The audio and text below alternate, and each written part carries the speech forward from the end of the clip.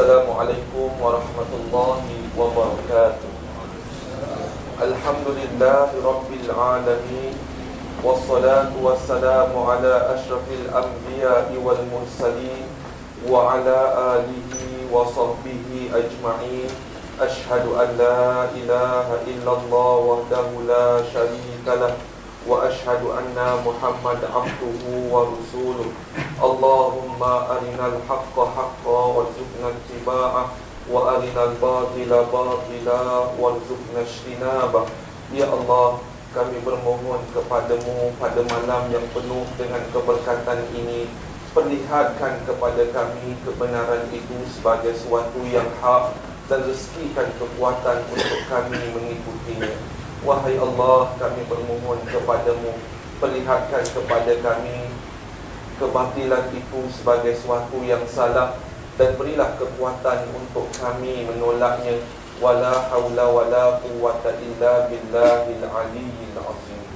Tuan-tuan, muslimin, muslimat yang dirahmati Allah sekalian, saya untuk mukaddimahnya meminjam perkataan daripada Sayyiduna Abu Bakar As-Siddiq, khalifah yang pertama ini. Ketika dilantik menjadi khalifah, maka perkataan yang keluar daripada mulutnya adalah walastu bi khairikum, dan aku bukanlah di kalangan yang terbaik daripada kalian. Maka pada malam ini tuan-tuan adalah lebih baik daripada saya. Mungkin tuan-tuan datang ke sini tidak ada apa-apa kepentingan. Mudah-mudahan Allah Ta'ala memberi petunjuk dan keampunan kepada kita seluruhnya, insya-Allah.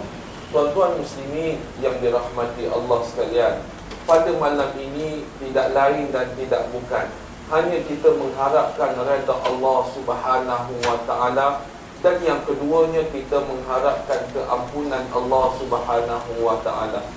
Untuk kita rasa yang kita ini adalah merupakan hamba yang kerdil, hamba Allah yang serba kerdil. Lihat sahaja ketika kita demam, maka keadaan tubuh kita tak mampu untuk berbuat sebagaimana orang yang sihat. Tuan-tuan tengok saja ketika mana kita sakit gigi, dengar orang bising pun tak boleh, apalagi dengar warta berita TV1, tak boleh langsung tuan-tuan, ni sakit gigi. Walhal tak ada kaitan antara sakit gigi dengan warta berita. Lagi pula dengar isu lembu 250 juta lesat begitu saja, lagi sakit gigi. Ini di antara tanda-tanda lemahnya kita sebagai hamba Allah Subhanahu wa Ta'ala. Untuk rasa yang Allah ini maha agung, kita kena rasa kerdil di hadapannya.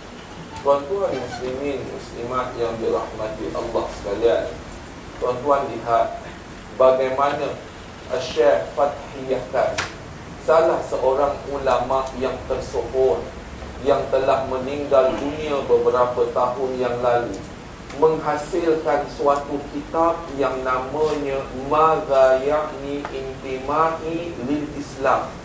Apa ertinya saya menganut Islam? Dalam tempoh saya 32 tahun hidup, apa Islam pada diri saya? Tuan-tuan muslimin, di dalam bab yang pertama kata Syekh Fathi Yahkan, saya mestilah Islam daripada sudut akidah.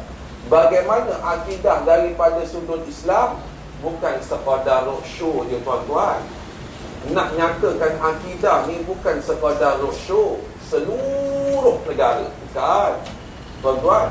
Akidah kata Syekh Fathi Yahkan, saya mestilah merasakan seluruh alam semesta ini ada penciptanya. Siapa dia? Allah Subhanahu wa Ta'ala. Ni rasa kekerdilan diri kepada Allah Ta'ala. Tuan-tuan lihat bagaimana Allah menciptakan alam ini. Tuan-tuan, kita berada di dalam surau Mujadidin. Saya kali pertama tuan-tuan, surau Mujadidin ini berpijak, melangkah dan masuk ke dalamnya. Tuan-tuan, saya tanya sahabat saya Ustaz Sufyan, kat mana ceruk surau Mujahidin ni? Dia kata senang je, entah terus dia menghala ke Nimbung Tebal, akan ada di sebelah kiri bendera PAS besar. Alhamdulillah. Tuan-tuan, ni kali pertama saya sampai. Dan Alhamdulillah, bila mana saya solat tadi rasa sejuk. Bukan sebab airconnya, mungkin sebab aura kita sebendera dan suara. Tuan-tuan muslimin, muslimat yang dirahmati Allah sekalian, kalau kita lihat tuan-tuan, di alam ini, di surau Mujahidin ni kita kecil dibandingkan dengan bumi. Alam ni tuan-tuan dia sangat luas. Bagaimana kita nak mengukur alam? Tuan-tuan, boleh tak kita ukur alam? Bumi ni, saiz bumi ni pun dah besar tuan-tuan. Bumi yang besar ni kita duduk di Malaysia. Malaysia ni besar tuan-tuan, kita duduk pula kecil, nun berada di Perak. Perak tu kecil, kita berada nun jauh di Parit Buntar. Parit Buntar ni kecil, nun kita duduk di bawah yang namanya Surau Mujahidin. Kecil sangat dibandingkan dengan alam-alam yang lain. Tuan-tuan bayang tengok, bumi ini jika dibandingkan dengan matahari berpuluh kali ganda besar. Bagaimanalah itu? Tuan-tuan bayangkan, matahari adalah di antara bintang yang terkecil di antara bilion bintang. Ada dinyatakan tuan-tuan, satu bintang nak diukur dengan bumi, maka bumi itu hanya sebesar debu dibandingkan dengan bintang. Subhanallah, kerdilnya kita. Tuan-tuan muslimin, jarak di antara matahari dan jarak antara bumi tak jauh mana, 149,600,000 kilometer. Jarak itu. Dalam jarak yang jauh itu tuan-tuan, cahaya dan kepanasan untuk sampai ke bumi hanya mengambil masa 8 minit. Bulan lepas tuan-tuan, saya dijemput untuk hadir ke Hotel Seri Malaysia Taipei untuk memberi kuliah subuh. Tajuknya adalah tanggungjawab dan kepimpinan. Siapa daripada Kedah? Siapa dia? JKKKKK. Ni antaranya adalah pemimpin-pemimpin masyarakat mereka. Saya menyatakan ada satu hadis yang Nabi sebut, di hari kiamat nanti beberapa golongan yang Allah akan lindungi mereka. Salah satu di antaranya adalah pemimpin Al-Imamul Adil, ialah pemimpin yang adil. Saya sebut tuan-tuan, kok-koklah tuan-tuan, di hujung kuliah itu mereka nak marah. Rupanya di hujung itu tuan-tuan, mereka main peluk, mereka menangis, mereka main peluk, mereka ucap terima kasih. Dalam hati awak tak pernah dengar mana guru-guru kemas yang ada di sana? Maknanya tuan-tuan, kita ni sangat kendil. Dan bayangkan dalam tempoh jarak yang jauh itu, cahaya hanya ambil masa 8 minit. Tuan-tuan bayang tengok bagaimana keadaan manusia seandainya berada di mahsyar, yang Allah beritakan letakkan matahari itu sejengkal daripada tubuh manusia. Subhanallah tuan-tuan, kita ini amat kerdil. Dalam keadaan itu tuan-tuan, bagaimana manusia mengukur saiz alam ini? Kita ni tuan-tuan duduk di galaksi yang namanya galaksi Bima Sakti. Tuan-tuan, galaksi Bima Sakti ni tuan-tuan, dia ada bumi, dia ada planet Pluto, dia ada planet Marikh, dia ada planet.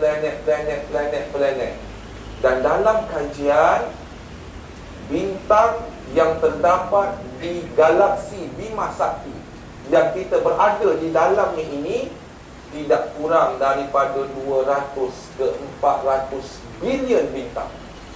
Tuan-tuan bayang tengok, inilah merupakan ciptaan Allah Subhanahu wa ta'ala. Tuan-tuan, 200 ke 400 bilion bintang, tuan-tuan bayang tengok. Maka bagaimana ahli astronomi dia nak ukur saiz alam ini? maka dia tak dapat ukur menggunakan pendekatan kilometer. Mereka hanya boleh mengukur dengan menggunakan cahaya, kelajuan cahaya.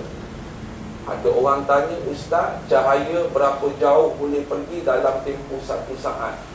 Tuan-tuan, formulanya mudah. Hari ini kita boleh ingat insya-Allah. 1 saat cahaya dia boleh bergerak sejauh 300,000 kilometer. Jauh tak tuan-tuan? Jauh. 1 saat. Baru 1 saat. 1 saat 2 kali tepuk. 1 saat 300,000 kilometer. Itulah Buraq, kenderaan yang Rasul kita naik ketika Isra' dan Mi'raj. Tuan-tuan bayang kalau 5 minit, tuan-tuan bayang kalau 10 minit, kalau setengah jam, kalau 2 jam. Maknanya cahaya cepat bergerak. Maka ahli astronomi ini mengukur saiz Bima Sakti ini menggunakan cahaya. Tuan-tuan tahu tak, cahaya perlu merentasi selama 1,000,000 tahun. Selama 1,000,000 tahun ataupun selama 1,000 tahun cahaya. Ni cahaya ni dia kena pergi ke segenap ruang galaksi Bima Sakti ni 1,000 tahun. Tuan-tuan bayang 1 saat 300,000 tahun, tuan-tuan kalikan dengan 1,000 tahun. Agak-agaknya berapa luas Bima Sakti yang kita duduk, yang bumi ada di dalam. Inilah kehebatan Allah. Inilah hebatnya Allah, tuan-tuan. Inilah keagungannya Allah. Lantas kita hairan bagaimana mereka yang tidak mahu mengamalkan Al-Quran, manual kehidupan yang sangat unggul untuk kita pelajari dan adaptasi dan menggunakan Al-Quran ini dalam kehidupan kita. Kita melihat alam ini pun hebat, dan menggunakan Al-Quran sebagai panduan dan perundangan hidup menambah kehebatan manusia sebagai hamba. Tuan-tuan muslimin, bersebelahan dengan galaksi Bima Sakti. Hari ini kita masuk sains sikit, tuan-tuan. Biasanya kita belajar dalam bab akidah, tauhid, syariah, jenayah. Hari ini saya nak buat kelainan, masuk dalam bab sains sikit, supaya hati kita terangsang untuk lebih dekat dengan Allah. Tuan-tuan, di sebelah galaksi Bima Sakti, namanya adalah galaksi Andromeda. Tuan-tuan muslimin, muslimat yang dirahmati Allah sekalian, tuan-tuan tahu tak, bersebelahan jiran kita namanya Andromeda. Agak-agak tuan-tuan, jiran kita sebelah rumah, agak-agak berapa langkah nak sampai? Berapa minit tuan-tuan? 5 minit ada? Tak payah. Oh, ini kita dengar. Lagi duduk perumahan, dia buka pintu dalam rumah tu, kita boleh dengar kat dalam. Tuan-tuan bayang, ni jiran kita. Jiran kita namanya Andromeda. Tak jauh mana. Berapa juta tahun? Cahaya perlu merentasi 2 juta tahun. Subhanallah, tuan-tuan, betapa besar alam ciptaan Allah Ta'ala. Dan ada satu kajian, tuan-tuan, alam ini saiznya semakin lama semakin besar, semakin lama semakin besar. Satu saat saiz alam ini, bukan bumi, saiz alam ini, dia boleh membesar satu saat 80,000 kilometer. Tuan-tuan bayangkan betapa luas, besar, hebatnya Allah Subhanahu wa ta'ala. Jadi dengan kita merasakan yang Allah ini hebat, akhirnya hati kita tunduk kepada Allah Subhanahu wa ta'ala. Kita minta ampun kepada Allah sebelum menjelang subuh. Ini di antara pejuang-pejuang Islam, tuan-tuan. Kena sentiasa minta ampun kepada Allah. Kata Sayyidina Umar, wahai pejuang Islam, jangan kamu sama dengan orang yang memusuhi kamu daripada sudut kemaksiatan, kerana kamu lemah, mereka kuat, penuh dengan senjata. Seandainya maksiat kamu sama dengan mereka, apa bezanya? Dan Allah akan kalahkan kamu. Demikian juga kita pada konteks hari ini. Maka kita lemah, tuan-tuan. Lemah daripada sudut kita tak ada media masa seumpama mereka. Kalau kita buka saja, tuan-tuan, TV 1, 2, 3 atau berapa pun, kita akan tengok seolah-olahnya, tuan-tuan, hari ni seolah-olahnya yang tinggal ahli PAS hanya Tok Guru Ni Aziz. Sebab apa? Semua dah keluar dah. Kita pun heran. Tok Guru Ni Aziz tu yang tinggal ahli PAS. Tuan-tuan, kalau kita tengok TV hari ni, tuan-tuan, ni kita lemah. Tak ada apa yang mereka ada. Tuan-tuan, bicara rakyat. Hari ni heboh berkenaan dengan PTPTN. Maka dipanggillah profesor-profesor, pensyarah-pensyarah membicarakan tentang PTPTN. Hei, katanya, kalaulah kita menghapuskan, melunaskan, melangsaikan hutang PTPN yang 28 bilion itu, negara akan bankrupt. Subhanallah. Tuan-tuan, apa cerita dengan majlis pertunangan yang kamu bilkan kepada pejabat Perdana Menteri? Tak banyak, berapa? 400,000, tuan-tuan. Tuan-tuan bayang, dengan nilai 400,000. Apa ceritanya dengan kamu mengadakan ulang tahun, umur, hari jadi, ada kek, kemudian ada 100 tetamu VVIP, dibilkan kepada pejabat kerajaan dengan RM80,000. Apakah ini tidak membankrupkan, tuan-tuan? Sedangkan untuk rakyat, dia kata ini membankrupkan. Inilah di antara manusia yang akhirnya dia jauh daripada Allah. Dan kita sebagai manusia pejuang agama, kita kena akrab dengan Allah, minta Allah tolong kepada kita. Tuan-tuan muslimin, muslimat yang dirahmati Allah, Syekh Fathi Yakan, penulis kitab Maza Yakni Intima'i lil Islam, beberapa tahun dipenjarakan. Kerana apa? Kerana dia memperjuangkan Islam.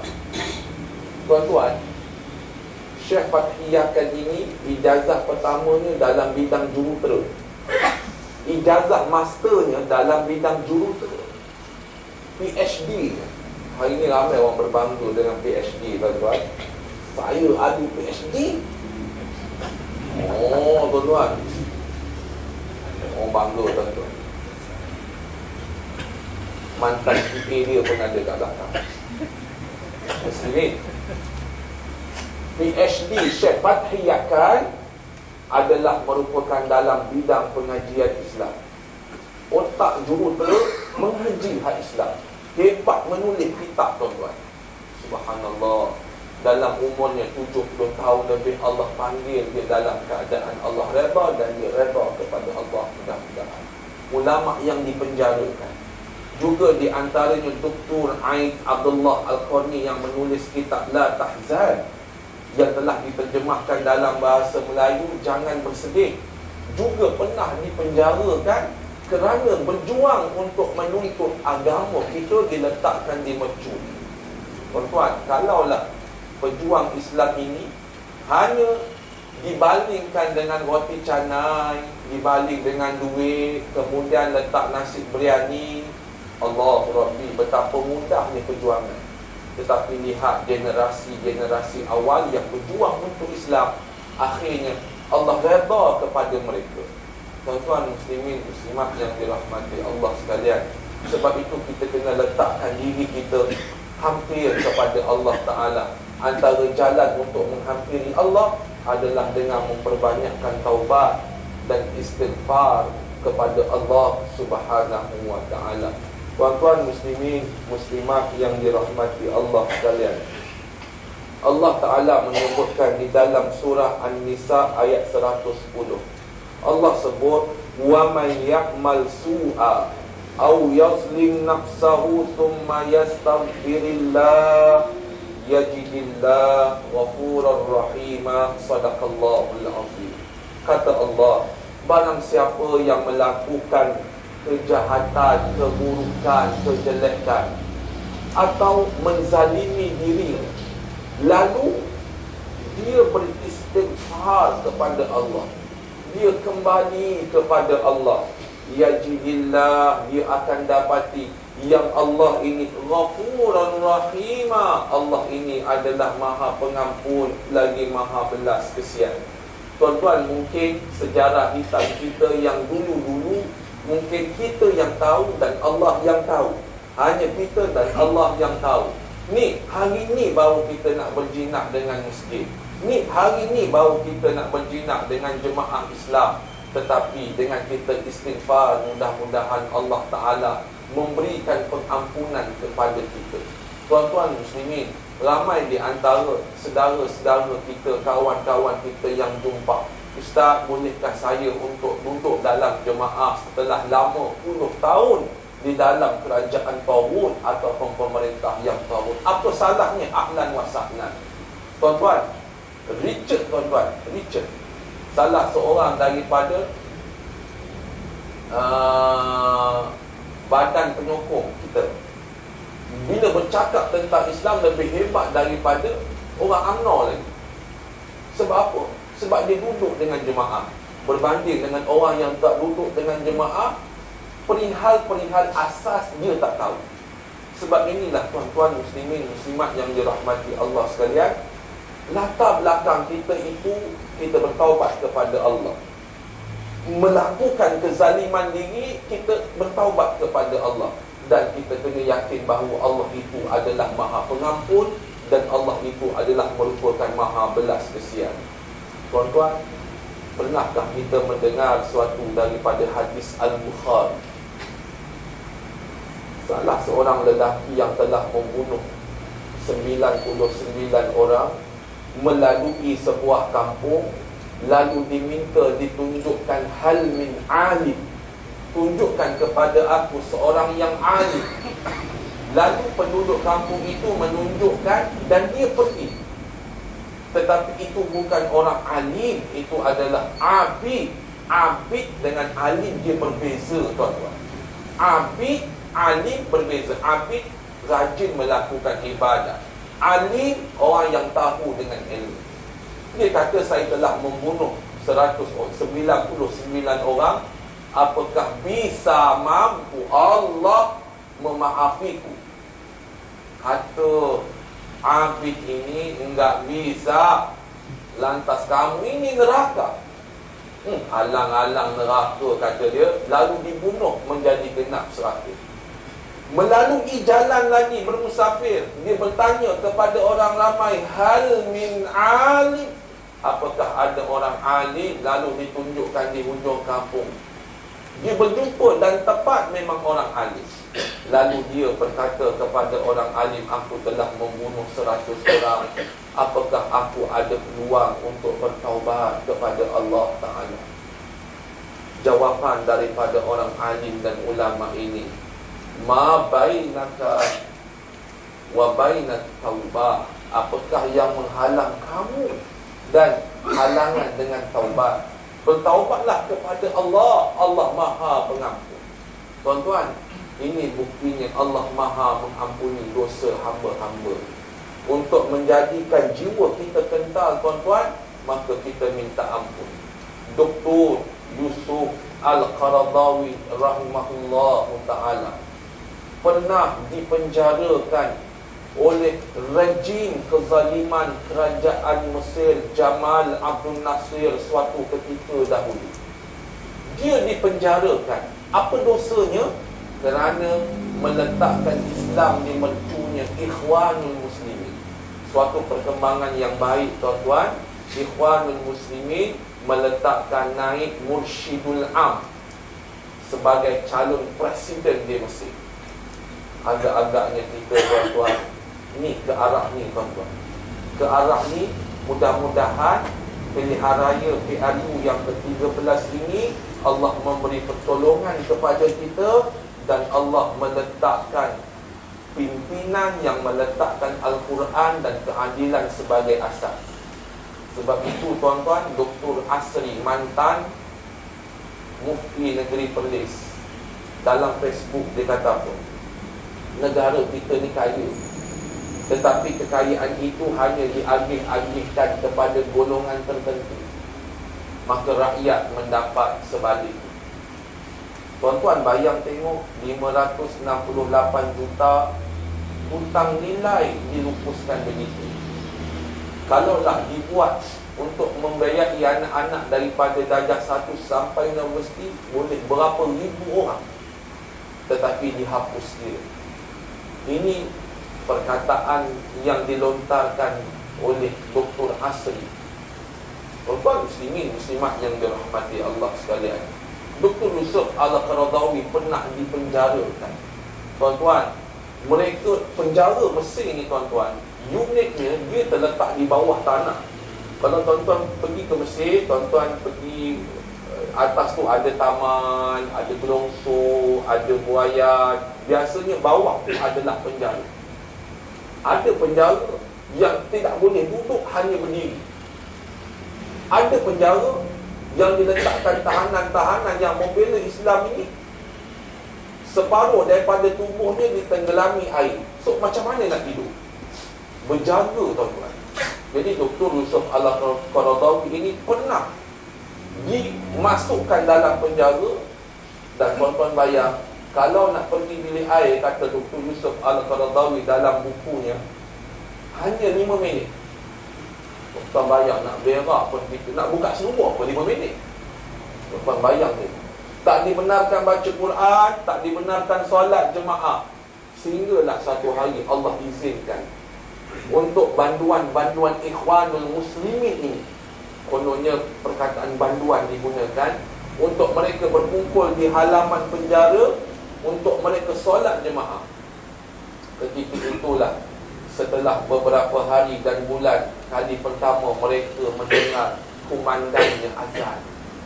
Allahu Akbar, Allahu Akbar. Rasa sayu tuan-tuan. Kita hari ni tuan-tuan dengar azan rasa tak ada apa tuan-tuan. Rasa tak ada apa. Pasar malam, bila mana azan maghrib, bertambah ramai orang. Jagung 2, apa malik 2. Ni, ketika mana azan maghrib, macam kita lah tuan-tuan, air mineral ni apalah nilai sangat dengan kita. Tetapi air mineral yang sebotol ini lebih bernilai seandainya kita tersesat di padang pasir yang tidak ada air. Air mineral ini kalau harganya RM100 sebotol pun kita beli. Tetapi harga air mineral ini ketika kita berada di surau Mujahidin, apalah sangat. Nilai azan di penjara ketika itu sangat menusuk kadu. Tuan-tuan, lalu sahabat-sahabat lain dia menolak Dr. Yusuf Al-Qaradawi untuk menjadi imam. Dr. Yusuf Al-Qaradawi membaca Fatihah, kemudian dia membaca surah Ali Imran di ayat yang terakhir, dengan esakan, dengan tangisan, kemudian berdoa kepada Allah Ta'ala. Kemudian diminta untuk memberikan tazkirah. Ini tuan-tuan, tabiat orang-orang yang soleh, yang berada dalam jemaah Islam, dia mesti saling ingat mengingati.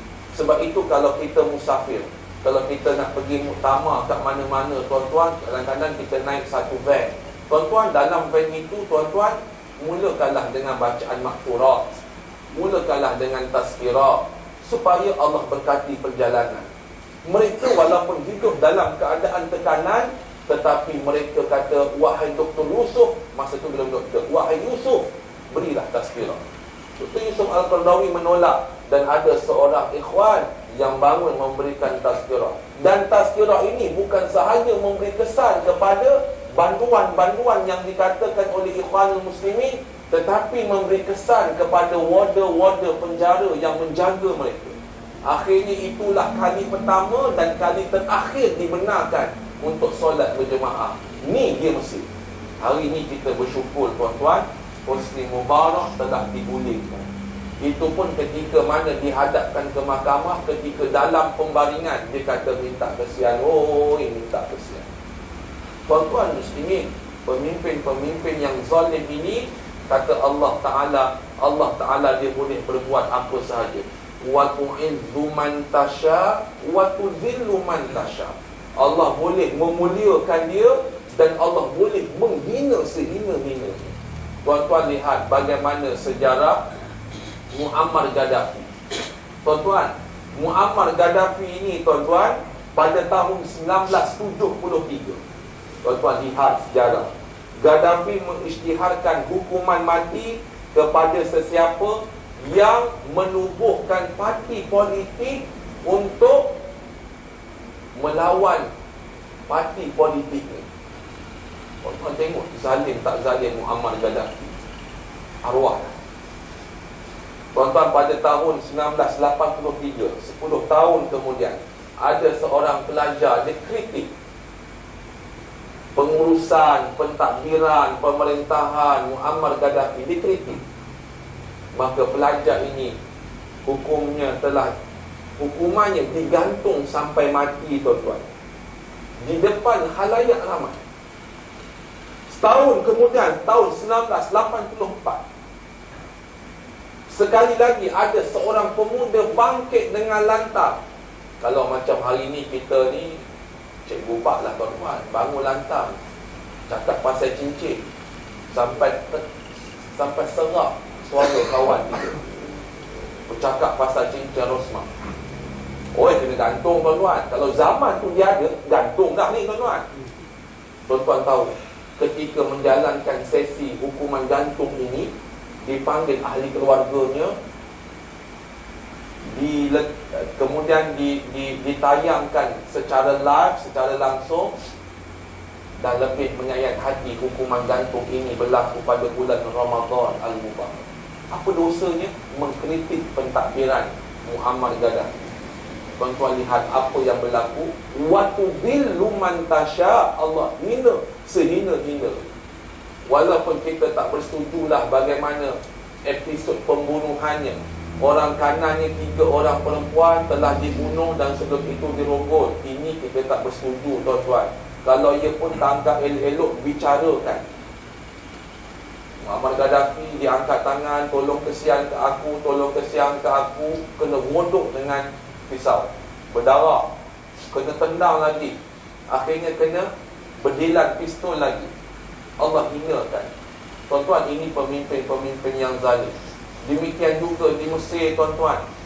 Bayang, tuan-tuan, Hosni Mubarak, dia memerintahkan tentera-tentera yang menjaga sepadan antara Mesir dengan Palestin ditutup supaya rakyat Palestin tak boleh terima bekalan makanan. Kerana apa? Kerana bersahabat baik dengan Israel. Tuan-tuan bayang tengok tuan-tuan, akhirnya Allah ludumkan pemerintahannya. Allah hina, tuan-tuan. Tetapi orang Islam, tuan-tuan, yang memimpin gerakan Islam, walaupun Hassan Al-Banna telah ditembak waktu malam ketika keluar daripada pejabatnya, dan lebih menyayatkan hati ketika mana menguruskan jenazahnya tidak dibenarkan siapa pun untuk hadir, bahkan ketika solatnya, hatta sampai ke pusaranya, hanya dibenarkan ayahnya sahaja untuk menguruskan. Bayang tengok. Tetapi bagaimana Allah muliakan yang namanya Syekh Syahid Hassan Al-Banna. Tuan-tuan muslimin, terpulang kepada kita, tanya iman, sama ada kita nak duduk dalam golongan orang yang diberikan cahaya oleh Allah ataupun golongan yang diberi kegelapan, iaitu golongan taghut. Tuan-tuan muslimin, muslimat yang dirahmati Allah sekalian, Ibnu Taymiyah di antara ulama yang membawa pembaharuan. Bila orang tengok wajah Ibnu Taymiyah, walaupun sebenarnya dia ada masalah, tuan-tuan, orang rasa tenang. Dan dia itu tenang, dia boleh senyum, tuan-tuan. Kerana apa? Dia ada kekuatan dalaman. Kata Nabi SAW, laisal ghina an kasratil arad, walakin ghina ghaniyal nafs. Kata Nabi Al-Kamakal, bukanlah kaya itu dengan banyaknya harta, tetapi kaya itu dengan kayanya jiwa. Tuan-tuan, Ibn Taymiyah ini, tuan-tuan, dia kata apa dalam suatu ungkapan dia yang agung? Dia kata, Sijnun Riyadah, seandainya aku dipenjarakan, itu adalah merupakan riyadah bagi aku. Wal qatlu syahadah, Dan apabila aku dibunuh, aku akan menemui syahid. Dan seandainya aku dibuang negeri, dibuang negara, wa ia siyahah, dan ia merupakan makan angin. Ini di antara jiwa besar kita ni tuan-tuan. Kadang-kadang ialah kita bukanlah kaya mana, sebab depan kita tidak ada khazanah negara untuk kita ambil. Dengan tidak kaya itu tuan-tuan, mudah-mudahan jiwa kita kaya. Jiwa kita kaya seumpama sahabat-sahabat Nabi SAW. Jiwa kita kaya seumpama jiwa para tabi'in, para tabi'in. Kerana apa? Jiwa yang kaya ini, wa tu'izzu man tasha, Allah akan beri kemuliaan kepada. Tuan-tuan muslimin, muslimat yang dirahmati Allah sekalian, saya teringat tuan-tuan bagaimana Khalifah Umar Abdul Aziz, salah seorang cicit daripada Sayyidina Umar Al-Khattab, zuriat Umar Al-Khattab. Dia daripada Bani Umayyah, dan dia dilantik menjadi khalifah setelah kematian Khalifah Sulaiman yang sebelum. Ketika mana dia dilantik tuan-tuan, dia bangkit di Masjid Damsyik. Dia kata, hari ini aku dilantik menjadi khalifah kalian, dan mulai daripada hari ini aku terbeban. Aku kena lihat, walaupun kambing yang berada di hujung kampung tak cukup makan, Allah akan tanya aku. Lalu dia balik ke rumah dalam keadaan dia bersedih. Tuan-tuan, hari ini kalau orang yang jadi pemimpin, dia suka tuan-tuan. Jadi dua penggal pun jadilah. Boleh banglo, boleh Mercedes 2 biji. Monok kan tuan-tuan, berebut nak jadi ketua bahagian. Kalau di Taipei, di Kemunting sekarang ni menjadi perebutan UMNO tuan-tuan, nak bertanding. Berebutlah tuan-tuan, saling lobby-melobi. Dan perkembangannya tuan-tuan, culaan permulaan. Cula mula tuan-tuan, dan mereka dapati mereka akan kalah. Walaupun hari ini kem yang ada di Kemunting itu dibanjiri dengan nama tentera untuk undi pos sebanyak 4,000 orang tambahan. Dan pilihan raya 2008 yang membezakan kemenangan mereka dengan kekalahan kita, last minute hanya membezakan 500 undi. Itu adalah undi pos last minute. Tuan-tuan bayang dengan kebanjiran 4,000 lagi nama. Bayang tengok tuan-tuan. Pun culaan awal mereka mengatakan mereka akan kalah. Sebab itu YDP kami, Al-Fadhil Ustaz Fakhruddin, dia akan mengadakan pertemuan dengan seluruh aktivis-aktivis dan ahli-ahli PAS di markas, bertemu bertentang mata untuk menyebutkan tentang hal ini. Dan akan ada sabotaj tertentu yang akan dilakukan.